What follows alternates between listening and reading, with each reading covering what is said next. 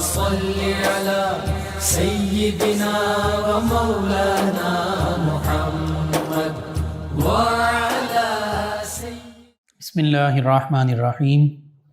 السلام علیکم ناظرین و سامعین کرام۔ پروگرام یاد الہی میں روزانہ عظیم ہستیوں کے تذکارے پاک کیے جاتے ہیں اور اس کے ساتھ ساتھ کچھ ایسے موضوعات پر گفتگو ہوتی ہے جن سے آپ کو رہنمائی حاصل ہوتی ہے۔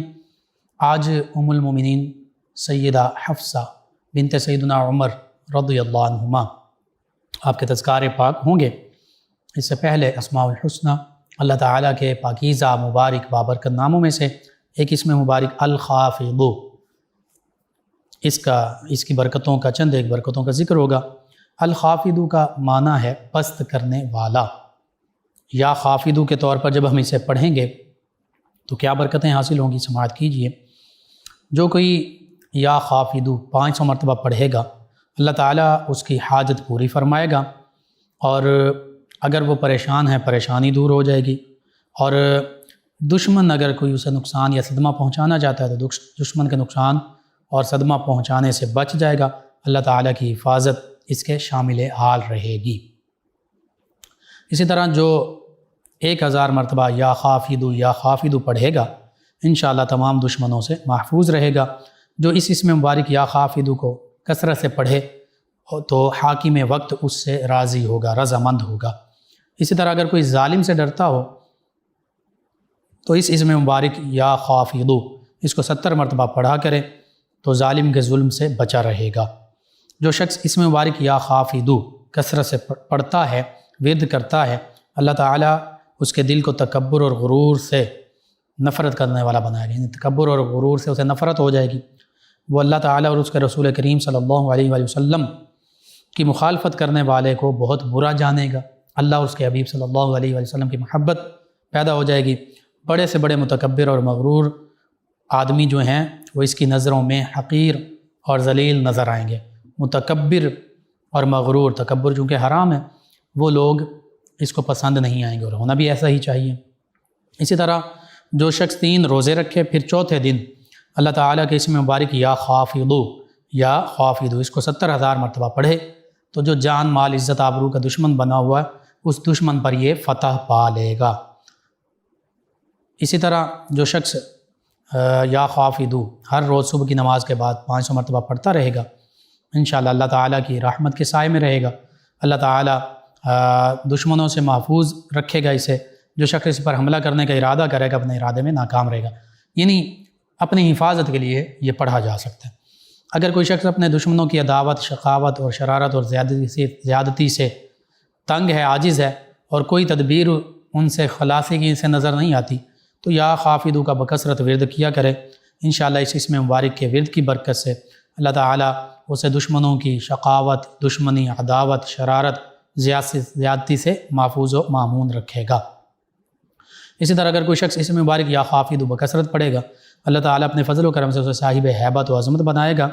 وہ حاکم یا ظالم کے سامنے جائے گا تو اس اسم مبارکہ کی بدولت اسے عزت نصیب ہوگی۔ اور جو شخص اس اسم مبارکہ کو کثرت سے پڑھے گا بالخصوص 500 مرتبہ اگر اس کو الخافض یہ پڑھے گا اللہ تعالیٰ اس کی حاجتیں پوری فرما دے گا اور اس کی مشکلات دور ہو جائیں گی۔ وہ جو اس کی خواہشات ہیں، نیک جائز تمنائیں ہیں، وہ تمنائیں پوری ہوں گی اور اللہ تعالیٰ اس کی پریشانیاں دور فرما دے گا۔ تو یوں پریشانیوں کے حل کے لیے اپنی نیک جائز حاجات پورا اللہ کی بارگاہ میں ہونے کے لیے اور دشمن یا کوئی ظالم ہے اس سے حفاظت کے لیے اس اسم مبارکہ کو لازمی پڑھیں۔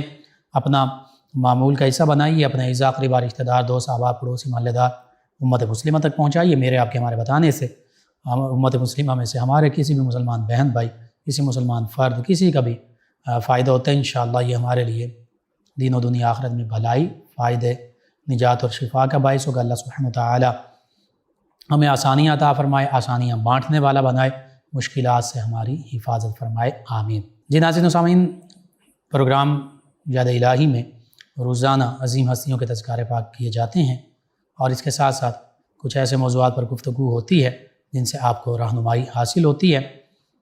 آج ام المومنین سیدہ حفصہ رضی اللہ تعالی عنہ آپ کے تذکارے پاک ہوں گے امہات المؤمنین رضی اللہ عنہن اجمعین۔ اس ٹائٹل پر، اس لقب پر، اس اعزاز پر جو اللہ تعالیٰ نے ان ہستیوں کو عطا فرمایا غور کیا جائے تو اس کا معنی ہے، اس واحد ہوگا ام المؤمنین، مومنوں کی ماں، جمع ہے امہات المؤمنین رضی اللہ عنہن، مومنوں کی مائیں۔ اور یہ قرآن مجید فرقان حمید نے اس شرف سے ان عظیم ہستیوں کو، نبی کریم صلی اللہ علیہ وسلم کی تمام ازواج مطہرات رضی اللہ عنہن کو نوازا۔ سورہ احزاب میں اللہ سبحانہ وتعالی نے ارشاد فرمایا النبی اولیٰ بالمؤمنین من انفسہم، کہ نبی صلی اللہ علیہ وسلم جو غیب کی خبریں دینے والے ہیں، یہ ایمان والوں کی جانوں سے بھی زیادہ ان کے قریب ہیں، ایمان والوں کی جانوں سے بھی زیادہ ان پر حق رکھتے ہیں، ایمان والوں کی جانوں سے بھی زیادہ ان کے مالک ہیں۔ یہ نبی کریم صلی اللہ علیہ وسلم کے ساتھ ہمارا تعلق ہے، اتنا قربت کا تعلق۔ اور پھر نبی کریم صلی اللہ علیہ وسلم کی جو پاکیزہ بیویاں ہیں ان کے ساتھ ایمان والوں کا تعلق کیا ہے؟ فرمایا وَأَزْوَاجُهُ أُمَّهَاتُهُمْ، اور نبی صلی اللہ علیہ وسلم کی پاکیزہ بیویاں، فرمایا یہ ایمان والوں کی مائیں ہیں، یہ مؤمنین کی مائیں ہیں، امہات المؤمنین رضی اللہ عنہم اجمعین۔ آپ دیکھیے ہر ایک، ہر مسلمان، ہر مؤمن، ہر ایمان والا، ہر بندہ مومن اپنی ماں سے، ماں کا ادب احترام بھی بجا لاتا، محبت بھی کرتا ہے۔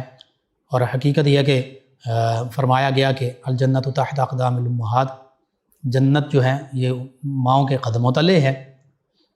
تو اگر ایک بندہ مومن، ایک عام مومن کی جنت کا ذریعہ اس کی ماں ہے، حقیقی سگی ماں ہے، تو پھر امہات المومنین رضی اللہ عنہن کا مقام و مرتبہ کیا ہوگا؟ یہ ہماری ناقص عقل اور فہم سے ورا ہے۔ جو قرآن و حدیث میں ذکر ہوا اسی کا بیان ہوگا، اسی پر بات کرتے ہیں۔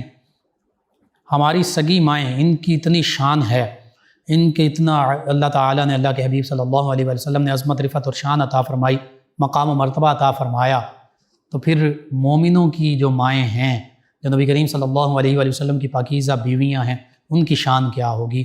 حقیقت یہ ہے کہ ہماری سگی ماؤں کا بڑا مقام و مرتبہ، لیکن ہماری سگی مائیں بھی ان مومنین کی ماؤں پر قربان، ہماری سگی مائیں بھی ان کی غلام، یہ مقام و مرتبہ ہے امہات المومنین رضی اللہ عنہن کا۔ اور اسی سورہ احزاب میں 22ویں پارے میں اللہ رب العزت نے تو یہ بھی فرما دیا یا نساء النبی، اے نبی صلی اللہ علیہ وسلم کی پاکیزہ بیویوں، اے مومنین کی ماؤں، لستن، تم نہیں ہو کاحد من النساء، عورتوں میں سے کسی ایک عورت کی بھی مثل، یعنی آپ کا مقام و مرتبہ اللہ رب العزت فرما رہا ہے کہ وہ بہت بلند و بالا ہے، کسی عام مسلمان کے برابر بھی نہیں ہے، ایک عام مسلمان خاتون کی مثل بھی نہیں ہے، اس کی طرح بھی نہیں ہے۔ اور اللہ نے اسی سورہ احزاب میں فرمایا امہات المومنین رضی اللہ عنہم کے لیے کہ ان کے تقوی، ان کے اعمال صالحہ کی بدولت اللہ تعالیٰ انہیں دوہرا اجر عطا فرمائے گا۔ عام مومنین کے لیے، عام خواتین، اس مسلمان خواتین کے لیے ایک اجر ہے، لیکن مومنوں کی جو مائیں ہیں ان سبھی کے لیے دوہرے اجر ہیں، اللہ رب العزت نے اس کا وعدہ فرمایا۔ اور پھر سورہ احزاب اور بالخصوص 21ویں پارے کے اینڈ میں اور 22ویں پارے کے آغاز میں 2 رکوع، 1.5 سے 2 رکوع خصوصیت کے ساتھ ان میں خاص طور پر امہات المومنین رضی اللہ عنہم کے تذکار پاک موجود ہیں۔ یا نساء النبی لستن کاحد من النساء بھی اسی میں موجود، اجرہا مرتین یہ بھی اسی میں موجود۔ اور پھر جو اللہ فرما رہا ہے کہ یہ میرے نبی صلی اللہ علیہ وسلم کے اہل بیت ہیں، سورہ احزاب آیہ مبارکہ 33 میں فرمایا، جو آیہ تطہیر ہے اس کے سب سے پہلے اور براہ راست مصداق وہ نبی کریم صلی اللہ علیہ وسلم کے گھرانے میں سے ازواج مطہرات نبی کریم صلی اللہ علیہ وسلم کی ہیں، یعنی ہم مومنوں کی مائیں ہیں، کیونکہ ان آیات بینات، آیت مبارکہ 33 سے پہلے ہی آیات اور بعد والی آیات، ان سبھی میں اور اس آیہ مبارکہ میں بھی نبی کریم صلی اللہ علیہ وسلم کی پاکیزہ ازواج انہی کے تذکرے موجود ہیں، انہی کے پاکیزہ تذکرے ہیں۔ تو اللہ تعالیٰ نے ان ہستیوں کے بارے میں فرمایا انما یرید اللہ لیذھب عنکم رجس اہل البیت ویطہرکم تطہیرا، کہ اے میرے نبی صلی اللہ علیہ وسلم کی گھر والیوں، اے میرے نبی کی اہل بیت، اے میرے نبی کی پاکیزہ بیویوں، انہیں اہل البیت فرمایا اللہ تعالیٰ نے، یہ اہل بیت ہیں۔ فرمایا بے شک اللہ تعالیٰ تو یہی چاہتا ہے کہ آپ سے ہر قسم کے گناہ کا میل بھی، شک و شبہ بھی دور فرما دے، اور آپ کو کامل طہارت سے نواز کر خوب پاک صاف فرما دے۔ یعنی پتہ چلا اللہ رب العزت نے ان ہستیوں کو تطہیر کاملہ عطا فرمائی ہے، کامل طہارت سے نوازا ہے۔ ان ہستیوں کے بارے میں کسی قسم کے رجس کا تصور بھی نہیں کیا جا سکتا، یعنی ان کی بارگاہ میں کسی قسم کی معاذ اللہ ثم معاذ اللہ کوئی ایسی بات نہیں کی جا سکتی جنہیں اللہ تعالیٰ نے عظمت، رفعت اور شان اور طہارت سے نواز دیا ہو۔ معاذ اللہ ثم معاذ اللہ، اگر ہم امہات المومنین رضی اللہ عنہم پر انگلی اٹھائیں تو اس کا مطلب یہ ہے کہ ہم اللہ کے پیارے حبیب صلی اللہ علیہ وسلم اور پھر اللہ کے اس کلام یعنی اللہ تعالیٰ کا جو فیصلہ ہے اس پر انگلی اٹھا رہے ہیں۔ یہ کتنی بڑی جسارت ہے۔ امہات المومنین رضی اللہ عنہم میں مومنوں کی پہلی ماں ہیں سیدہ خدیجۃ الکبریٰ رضی اللہ عنہا۔ کیا معاذ اللہ ثم معاذ اللہ کوئی ایسا شخص ہوگا جو کہے کہ میں ایمان والا ہوں، میں بندہ مومن ہوں، لیکن وہ ام المومنین سیدہ خدیجۃ الکبریٰ رضی اللہ عنہا کے بارے میں کوئی ہلکی بات کرے؟ اسی طرح پھر سیدہ عائشہ صدیقہ رضی اللہ عنہا، سیدہ حفصہ رضی اللہ عنہا، سیدہ سودہ بنت زمعہ رضی اللہ عنہا، سیدہ زینب بنت جحش رضی اللہ عنہا، سیدہ زینب بنت خزیمہ رضی اللہ عنہا، سیدہ جویریہ رضی اللہ عنہا، سیدہ میمونہ رضی اللہ عنہا، یہ تمام ہم مومنین کی مائیں ہیں۔ کوئی اپنی سگی ماں کے بارے میں یہ سننا پسند نہیں کرتا کہ معاذ اللہ کوئی سگی ماں کو کوئی گالی دے دے، کوئی برا بھلا کہہ دے، اس پر وہ غصے میں آ جاتا ہے۔ تو جو مومنوں کی وہ مائیں جنہیں اللہ نے مومنوں کی مائیں فرمایا ہے، ان کے بارے میں بھی ہمیں اپنی زبان کو قابو میں رکھنا چاہیے۔ بالخصوص غیر مسلمین مستشرقین جو ہیں انہوں نے اس حوالے سے بہت سی خباثتوں کا اظہار کیا، اس کے جوابات علماء اسلام نے دیے، باقاعدہ کتابیں لکھی گئیں کہ نبی کریم صلی اللہ علیہ وآلہ وسلم نے تعدد ازواج کے حوالے سے زیادہ شادیاں کیں، اور پھر امہات المومنین رضی اللہ عنہم پر انگلیاں اٹھائیں گئیں، معاذ اللہ ثم معاذ اللہ۔ حقیقت یہ ہے کہ اللہ سبحانہ وتعالیٰ نے اس گھرانے کو اہل البیت فرمایا، یہ نبی کریم صلی اللہ علیہ وآلہ وسلم کے اہل بیت ہیں، اور ان پاکیزہ ہستیوں کے بارے میں فرما دیا کہ ان سے تو گناہ کا شک و شبہ اور میل بھی اللہ نے دور فرما دیا، اور انہیں تو کامل طہارت سے نواز دیا ہے۔ پھر تم کس طرح اپنی ذہن کی جو خباثت ہے اس کو یوں ظاہر کرتے ہو؟ بہرحال غیر مسلم مستشرقین نے جو سوال اٹھائے، اعتراضات کیے بدبختی میں، ان کے جوابات باقاعدہ موجود ہیں قرآن و سنت ہی کی روشنی میں، اور قرآن ہی یہ جواب دے رہا ہے کہ ہم نے تو ان کو اہل البیت بنایا، نبی کریم صلی اللہ علیہ وآلہ وسلم کے یہ پاکیزہ گھر والیاں ہیں۔ بہرحال اسی طرح اسی سورہ احزاب میں یہ ایسی عظیم ہستیاں ہیں، ایسی مقدس ہستیاں ہیں، ایسی برگزیدہ اللہ کے پیارے حبیب صلی اللہ علیہ وآلہ وسلم کی ازواج مطہرات رضی اللہ عنہن، کہ ان کے صدقے سے اللہ تعالیٰ نے کائنات کی تمام مسلمان خواتین کو عفت، عصمت، طہارت اور پردے کی نعمت عطا فرما دی۔ یعنی جہاں فرمایا یا ایھا النبی، فرمایا کہ نبی صلی اللہ علیہ وسلم اپنی ازواج سے قل لازواجک وبناتک ونساء المؤمنین یدنین علیہن، اپنی ازواج مطہرات رضی اللہ عنہ سے جو کائنات کی عظیم ترین خواتین ہیں، عام خواتین کی طرح نہیں ہیں، ان سے مقام و مرتبہ میں بلند و بالا ہیں، افضل و اعلیٰ ہیں۔ فرمایا کہ انہیں بھی شرعی جو پردہ ہے اس کے بارے میں فرما دیجیے۔ پھر ان کے صدقے سے یہ تعلیم ہے ہمارے لیے، اور یہ حقیقت ہے کہ کائنات کے سب سے مقدس عظمت والے بعد از انبیاء کرام علیہ السلام، صحابہ کرام، اہل بیت کرام، ان مردوں نے کائنات کی سب سے عظیم اور مقدس ہستیوں اہل بیت کرام، صحابہ کرام، ان خواتین سے پردہ کیا کہ جن کے بارے میں اللہ تعالیٰ خود فرما رہا ہے امہات المومنین رضی اللہ عنہ کے بارے میں، اہل بیت کرام کے بارے میں، کہ اللہ تعالیٰ نے طہارت سے نوازا، کامل طہارت سے۔ تو انہی کے صدقے سے پھر تمام جہانوں کی خواتین کے لیے، مسلمان خواتین کے لیے، تمام کائنات کی، اس دنیا کی پردے کا حکم دیا۔ پھر نبی کریم صلی اللہ علیہ وآلہ وسلم کی چاروں شہزادیوں کا ذکر، وبناتک، آپ اپنی بنا سے بھی ارشاد فرما دیجئے۔ اور اس میں پھر آگے فرمایا تھا کہ پہچان لی جائے کہ یہ تو عظمت، رفعت اور شان والی ہستیاں ہیں، فلا یؤذین، اور انہیں تکلیف نہ دی جائے۔ یہ بھی انہی عظیم ہستیوں کے تصدق سے خواتین اسلام کو عفت، عصمت اور پردے کی دولت حاصل ہوئی۔ اور حقیقت یہ ہے کہ جو چیز جتنی قیمتی ہوتی ہے اس کو اتنا زیادہ چھپا کر رکھا جاتا ہے، اتنا زیادہ وہ پردے میں ہوتی ہے، اور جو چیز کا مقام و مرتبہ جتنا زیادہ ہوتا ہے قرآن مجید فرقان حمید غلاف میں رکھا جاتا ہے تاکہ اس پر میل، گرد و غبار نہ پڑے۔ کعبۃ اللہ غلاف میں لپٹا ہوا ہے، یہ بابرکت کعبۃ اللہ بھی بابرکت عظمت والا، قرآن پاک بھی بابرکت عظمت والا۔ تو پتہ چلا خواتین اسلام کو بھی اللہ تعالیٰ نے عظمتیں عطا فرمائی ہیں، بلند مقام و مرتبہ، شانیں عطا فرمائی ہیں، ماں، بہن، بیٹی، بیوی۔ تو یہ کن کے صدقے سے ہے؟ یہ نبی کریم صلی اللہ علیہ وآلہ وسلم کے صدقے سے، آپ کے اہل بیت یعنی ازواج مطہرات رضی اللہ عنہ، آپ کے دیگر اہل بیت یعنی شاہزادیاں رضی اللہ عنہ، اور پھر نواسیاں اور سارا یہ خانوادہ۔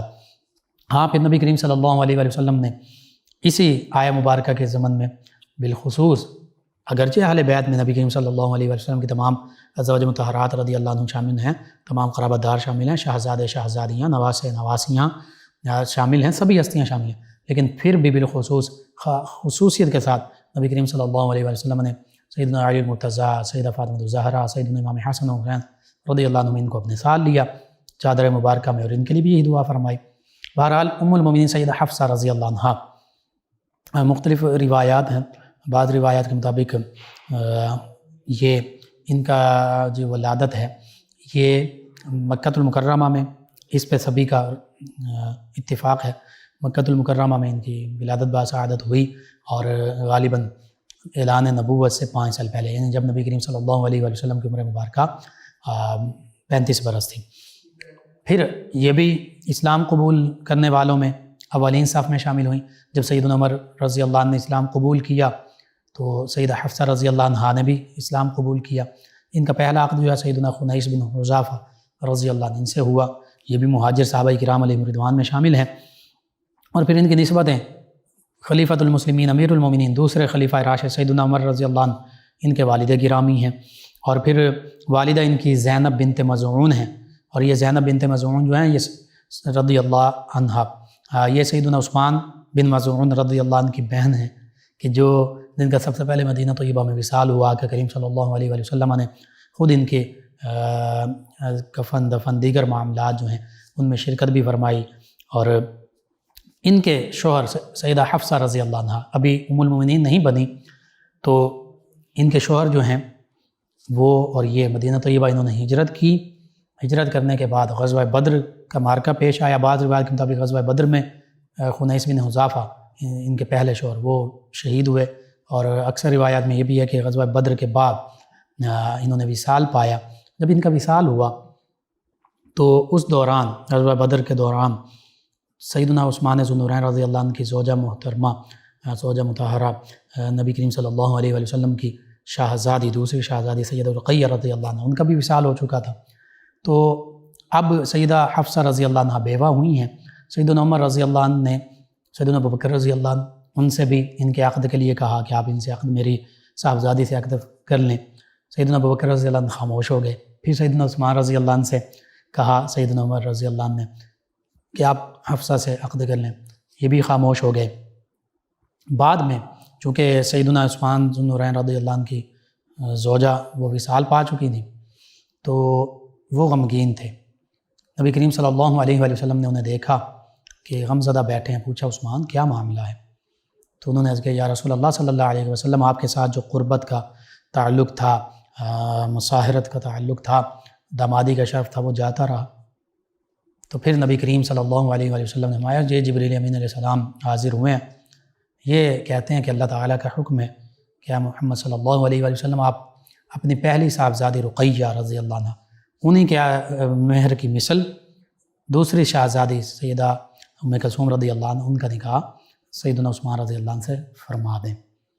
ادھر یہ عقد کا معاملہ ہوا، سیدنا عثمان رضی اللہ عنہ اسی وجہ سے سیدہ حفصہ رضی اللہ عنہ کا جو سیدنا عمر رضی اللہ عنہ نے کہا کہ آپ عقد کر لیجئے، خاموش تھے۔ ادھر سیدنا ابوبکر صدیق رضی اللہ عنہ انہوں نے بھی بعد میں یہ فرمایا کہ نبی کریم صلی اللہ علیہ وآلہ وسلم کا یہ راز تھا جب عقد ہو گیا. فرمایا یہ راز تھا کہ نبی کریم صلی اللہ علیہ وآلہ وسلم آپ کی صاحبزادی سیدہ حفصہ رضی اللہ عنہا ان کی دلجوئی کے لیے ان سے عقد فرمانا چاہتے تھے. تو اس عقد سے پہلے میں یہ بیان نہیں کر سکتا تھا، بتا نہیں سکتا تھا، چونکہ یہ راز رسول صلی اللہ علیہ وآلہ وسلم تھا. رازدان رسول ہیں سیدنا ابوبکر صدیق رضی اللہ عنہ. بہرحال نبی کریم صلی اللہ علیہ وآلہ وسلم نے اس موقع پر فرمایا تھا کہ اے عمر، اور سیدنا عمر رضی اللہ عنہ نے یہ معاملہ نبی کریم صلی اللہ علیہ وآلہ وسلم کی بارگاہ میں پیش کیا کہ میں نے ابوبکر رضی اللہ عنہ اور عثمان رضی اللہ عنہ ان سے عقد کے بارے میں کہا تو دونوں نے مجھے ٹال دیا. تو آقا کریم صلی اللہ علیہ وآلہ وسلم نے فرمایا کہ حفصہ کے لیے عثمان سے بہتر مرد ہوگا اور عثمان کے لیے حفصہ سے بہتر خاتون ہوں گی، بیوی ہوں گی. تو وہ کیسے ہوا؟ پھر نبی کریم صلی اللہ علیہ وآلہ وسلم نے فرمایا اور یوں عثمان کو حفصہ سے بہتر زوجہ ملے گی اور حفصہ کو عثمان سے بہتر شوہر ملے گا. اور پھر خود سیدنا عثمان رضی اللہ عنہ کا عقد اپنی صاحبزادی سیدہ ام کلثوم رضی اللہ عنہ سے فرما دیا اور اپنا عقد جو ہے وہ سیدہ حفصہ رضی اللہ عنہ سے فرمایا. تو یوں سیدنا عثمان رضی اللہ عنہ کو عقد سے پہلے بالخصوص سیدہ ام کلثوم رضی اللہ عنہ شہزادی رسول ہونے کے حوالے سے بڑی عظمت شان والی ہیں، تو بہتر خاتون ملی سیدہ حفصہ رضی اللہ عنہ سے، اور سیدہ حفصہ رضی اللہ عنہ کو سیدنا عثمان رضی اللہ عنہ سے بہتر مرد یعنی شوہر آقا کریم صلی اللہ علیہ وآلہ وسلم ملے. یوں آقا کریم صلی اللہ علیہ وآلہ وسلم کے کاشانہ نبوت میں آئیں.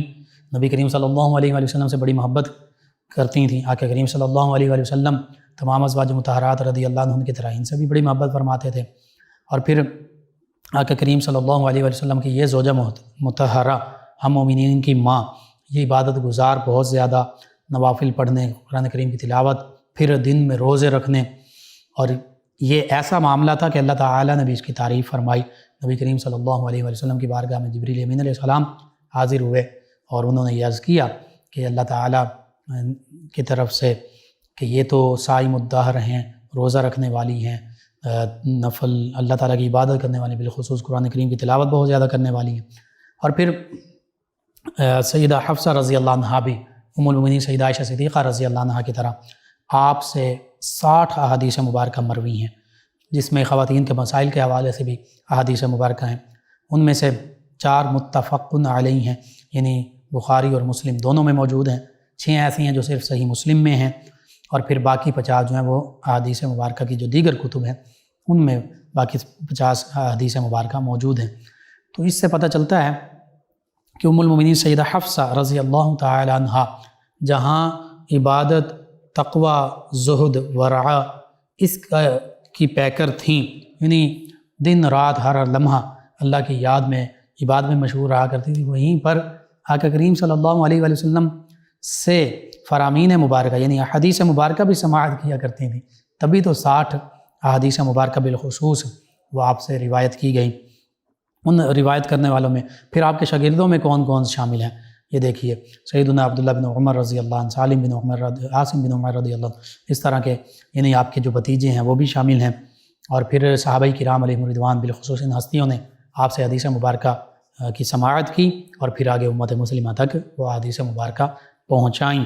تو یوں پتہ چلا کہ آقا کریم صلی اللہ علیہ وآلہ وسلم سے زہد و تقوی کا معاملہ تو سیکھا ہی سیکھا، حقوق اللہ پورا کرنے کا معاملہ، اس کے ساتھ ساتھ قرآن و سنت کا علم آگے پھیلانے، قرآن و سنت کا علم حاصل کیا اور اس کو آگے پھیلایا، بالخصوص خواتین تک بھی. صحابہ کرام علیہم رضوان بھی اپنی ان ماں سے حدیث مبارکہ روایت کیا کرتے تھے، اور پھر خواتین اسلام یعنی صحابیات رضی اللہ عنہم انہوں نے بھی سیدہ حفصہ ام المؤمنین مومنوں کی ماں ان سے حدیث مبارکہ سنی، ان سے جو فقہی یعنی شرعی مسائل ہوا کرتے تھے، رہنمائی ہوتی تھی وہ لیا کرتے تھے. بہرحال نبی کریم صلی اللہ علیہ وآلہ وسلم کی تمام ازواج مطہرات رضی اللہ عنہن بڑی عظمت والی ہیں، بڑی رفاعت والی ہیں، بڑی شان والی ہیں. جب ہم ان کی نسبتوں کا ذکر کرتے ہیں، سیدنا عمر فاروق اعظم رضی اللہ عنہ کہ جن کے اسلام لانے کی وجہ سے مسلمانوں نے، صحابہ کرام علیہم رضوان نے خوشی کا اظہار کیا. قرآن نے فرما دیا یا ایھا النبی حسبک اللہ ومن اتبعک من المؤمنین کہ اے نبی صلی اللہ علیہ وآلہ وسلم اللہ بھی آپ کے لیے کافی ہے اور جو اتباع کرنے والے مومنین ہیں وہ بھی آپ کے لیے کافی ہیں۔ اور یہاں پر مفسرین نے خاص طور پر لکھا کہ جو مومنین کافی ہیں ان میں بالخصوص یہ آیت مبارکہ اس وقت نازل ہوئی سیدنا عمر فاروق رضی اللہ عنہ نے جب یہ ایمان لائے۔ اور نبی کریم صلی اللہ علیہ وآلہ وسلم کی مراد ہے، مراد رسول، مراد کا معنی ہے کہ نبی کریم صلی اللہ علیہ وآلہ وسلم نے دعا کی اور اللہ تعالیٰ نے وہ دعا قبول فرمائی اور یہ مسلمان ہوئے۔ نبی کریم صلی اللہ علیہ وآلہ وسلم نے یوں دعا کی، اللہ عمر بن خطاب یا عمر بن حشام یعنی ابو جہل، ان میں سے جو تیرا محبوب ہے، جو تجھے بس محبوب ہے، پیارا ہے، اس کو اسلام کی دولت سے نواز دے اور پھر اس کے ذریعے سے اسلام کو عزت اور شان مزید عطا فرما دے۔ تو سیدنا عمر رضی اللہ عنہ اللہ کے پیارے ہیں، اللہ کے رسول صلی اللہ علیہ وآلہ وسلم نے خود اللہ سے ان کو مانگا ہے، مراد رسول اسی لیے کہا جاتا ہے۔ اور پھر جب یہ ایمان لائے تو صحابہ کرام علیہم رضوان نے کھلم کھلا انہوں نے خود کہا کہ اب ہم کعبۃ اللہ میں بالکل پوشیدہ نہیں، چھپ کر نہیں، اعلانیہ عبادت کریں گے، اللہ کو یاد کریں گے۔ تو یوں سیدنا عمر فاروق اعظم رضی اللہ عنہ کی جو صفات تھیں، اسلام کے لیے سختی، جرت، شجاعت، بہادری، علم، سیدنا عمر رضی اللہ عنہ بھی پڑھنا لکھنا جانتے تھے، تو وہ ساری صفات جو ہیں وہ سیدہ حفصہ رضی اللہ عنہ میں بھی اپنے والد گرامی کی طرف سے آئیں، یعنی حق بات کہنا، حق بات سننا، حق بات کو آگے پہنچانا، اور پھر علم حاصل کرنا، قرآن و سنت بالخصوص یہی تمام علوم کا منبع ہیں، اور آقا کریم صلی اللہ علیہ وآلہ وسلم سے براہ راست سنے ہیں تو پھر اس کو آگے پہنچانا، یہ سیدہ حفصہ رضی اللہ عنہ کی خوبیاں، اللہ کے راستے میں خرچ کرنا، عبادت کرنا۔ تو اس سے ہمیں پتہ چلتا ہے کہ ایک مسلمان خواتین کو کیسا ہونا چاہیے۔ تمام امہات المومنین رضی اللہ عنہ کی سیرت، اخلاق، کردار، حیات مبارکہ تمام خواتین اسلام کو، ہماری ماؤں، بہنوں، بیٹیوں کو پڑھنی چاہیے۔ پھر پتہ چلے گا کہ شوہر کی بیوی کے ساتھ محبت کا عالم کیسا ہوتا ہے، کیسی ہونی چاہیے۔ نبی کریم صلی اللہ علیہ وسلم کیسے ازواج مطہرات رضی اللہ عنہم کے ساتھ محبت فرماتے تھے۔ اسی طرح یہ ازواج مطہرات، چونکہ آج سیدہ حفصہ رضی اللہ عنہ کا ذکر ہو، آپ کیسے نبی کریم صلی اللہ علیہ وسلم کے ساتھ محبت کیا کرتی تھیں، کیسے اتباع کیا کرتی تھیں، اور کیسے نبی کریم صلی اللہ علیہ وسلم سے حدیث مبارکہ روایت کیا کرتی تھی، اور کیسے گھر کے معاملات چلایا کرتی تھی، بالکل اس میں سادگی تھی، مکمل آقا کریم صلی اللہ علیہ وسلم کی محبت اور اتباع تھی۔ رسول مکرم صلی اللہ علیہ وسلم تو ہیں ہی، اور یہ تو سب سے پہلے مد نظر رکھے جانے والی چیز ہے، اس کے بغیر تو ایمان بھی کامل نہیں، لیکن شوہر نامدار بھی تو ہیں سیدہ حفصہ رضی اللہ عنہ کے، تو اپنے شوہر نامدار جو تمام جہانوں کے سردار ہیں ان سے محبت بھی کی، ان کی اتباع بھی کی، ان کے کاشانہ مبارکہ میں ان کی خدمت بھی کی، قربت، معیت اور رفاقت بھی حاصل رہی۔ تو پتہ چلتا ہے کہ آپ نے جس طرح اپنے شوہر نامدار، کائنات کے تاجدار سید الانبیاء والمرسلین صلی اللہ علیہ وسلم کے ساتھ بحیثیت مثالی زوجہ زندگی گزاری، آج کی خواتین کے لیے بھی آپ کی حیات مبارکہ یہ مشعل راہ ہے۔ آج کی خواتین کو چاہیے کہ وہ امہات المومنین رضی اللہ عنہ، صحابیات رضی اللہ عنہ، اہل بیت کرام کی مقدس خواتین رضی اللہ عنہ، ان سب کے بارے میں پڑھیں، پھر آگے خواتین اسلام تک ان کی سیرتوں کو پہنچائیں، ان کی زندگیوں کی تمام چیزیں خوبصورت، ان خوبصورت تعلیمات کو پہنچائیں، اور پھر خود بھی عمل کرنے کی کوشش کریں، دوسرے خواتین اسلام کو بھی اس پر راغب کریں۔ پھر دیکھیے کہ ہماری خواتین اسلام دینی حوالے سے، گھریلو ازدواجی عائلی حوالے سے مثالی بیوی بھی بنے گی، مثالی ماں بھی بنے گی، مثالی بہن بھی بنے گی، مثالی بیٹی بھی بنے گی۔ اور پھر یہ ہمارا معاشرہ، اسلامی معاشرہ، ہمارے گھروں کا ماحول آپ دیکھیے کیسے جنت کا نمونہ بن سکتا ہے۔ ضرورت اسی امر کی ہے کہ ہم اسلام سے دور ہونے کی بجائے، ان ہستیوں سے دور ہونے کی بجائے ان کے قریب ہوں، ان کے بارے میں پڑھیں، جانیں، سیکھیں، سمجھیں، لوگوں تک پہنچائیں، خود بھی عمل کریں، لوگوں کو بھی عمل کرنے کے ترغیب دیں۔ یہی ہر مسلمان خاتون کا فریضہ بھی ہے، اس کے لیے ضروری بھی ہے۔ اللہ سبحانہ وتعالی سے دعا اللہ تعالیٰ ان عظیم ہستیوں کی محبت، ان کا ادب احترام ہمیں بجا لانے کی توفیق عطا فرمائے، اور بالخصوص خواتین اسلام کو ان کی پیروی کرنے کی توفیق عطا فرمائے۔ آمین۔ اللہم صلی علی سیدنا و مولانا محمد وعلی سیدنا۔ آپ سماعت فرما رہے ہیں پروگرام یاد الہی۔ ناظرین، اس دوران ہمیں جوائن کیا ہے ہمارے لسنر ہیں محمد طاہر حسین صاحب، انہوں نے جوائن کیا اور انہوں نے کہا کہ گاؤں میں انہوں نے کچھ لوگوں سے کچھ فقرات سنے وہ اللہ تعالیٰ کی نعت اور اس طرح کے معاملات. اس پر پہلے بھی میں نے عرض کیا تھا یہ کلمات کفر ہیں، اس طرح کے کلمات نہیں بولنے چاہیے، کوشش کرنی چاہیے، بچیں ان سے بچنا چاہیے بالکل.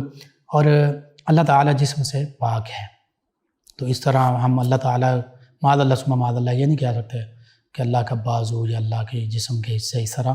ہاں اگر کہیں قرآن و حدیث میں اس طرح کا ذکر بھی ہے عربی لفظ تو اس سے مراد یہ ہے کہ جیسا اللہ کی شان کے لائق ہے. دست قدرت، یہ ہاتھ نہیں انسانوں کی طرح بلکہ دست قدرت جیسا کہ اس کی شان کے لائق ہے. بہرحال عام جسمانی چیزیں نہیں ہم ان کو کہہ سکتے، نہیں سمجھ سکتے. اسی طرح ایک اور لسنر ہیں، انہوں نے ہمیں جوائن کیا ہے، تلیاں والا سے ہیں صبا صاحبہ.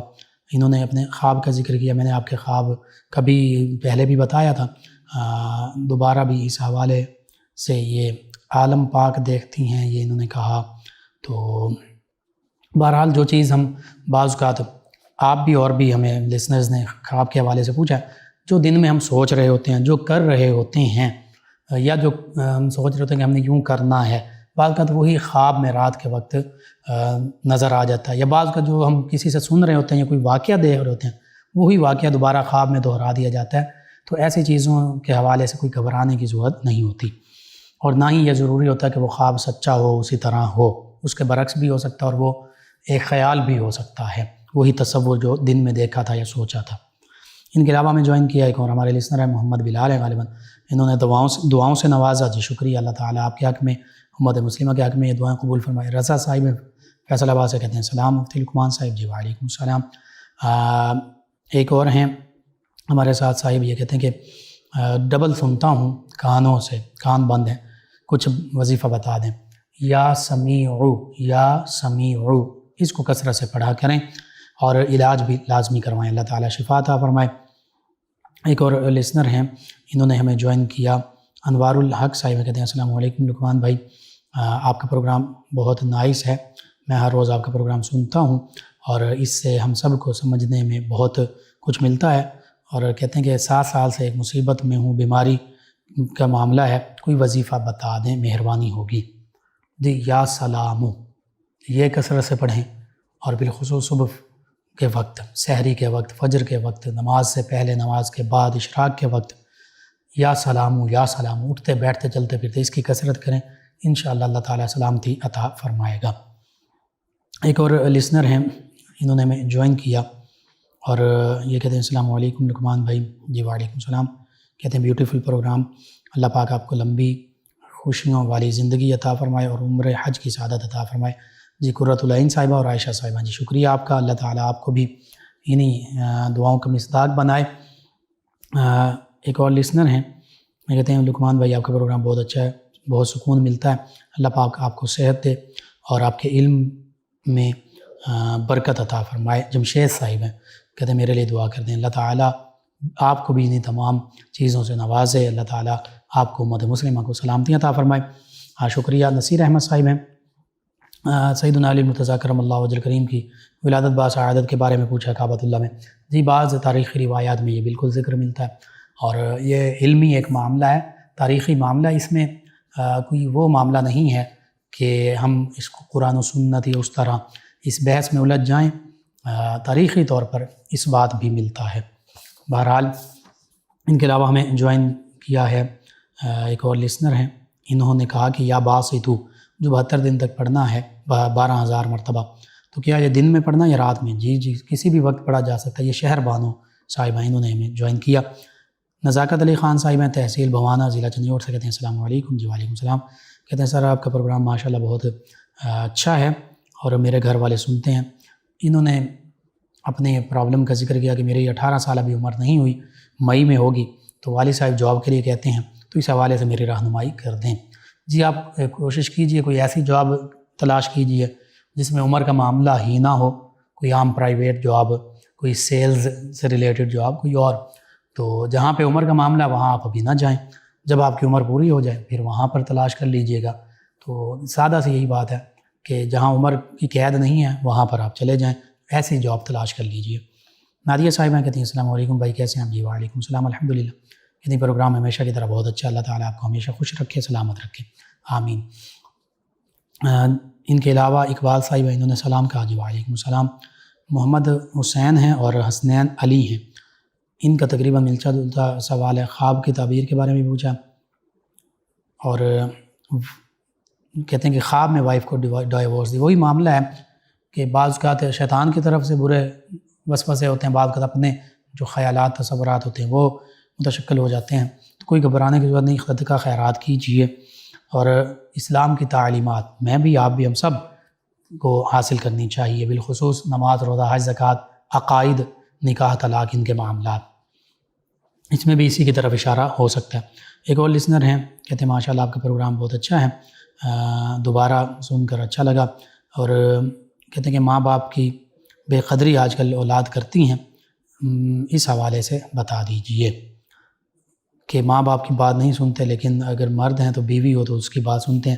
یہ ایک اور لسنر نے بھی اسی طرح کا ہم سے سوال پوچھا ہے، میں عرض کرتا ہوں اس حوالے سے، شوہر ہے تو بیوی اس کے لیے، وہ بیوی کا اپنا مقام ہے، لیکن یہ حدیث مبارکہ میں بھی ہے کہ مرد کے لیے ماں سب سے زیادہ اہمیت کی حامل، اور عورت کے لیے شوہر، یعنی شوہر نے اپنے بیوی نے اپنے شوہر کی فرما برداری کرنی ہے، تابع فرمانی کرنی ہے، شوہر ماں کی، لیکن اس کا یہ معنی نہیں ہے کہ ماں، اور پھر یہ بھی حدیث مبارکہ میں کہ جو گناہ کا کام ہے، شریعت کی روح کے خلاف ہے، وہ کوئی بھی کہے اس میں اللہ کی اطاعت کی جائے گی، کسی بندے کی نہیں کی جائے گی، چاہے وہ والدین ہوں۔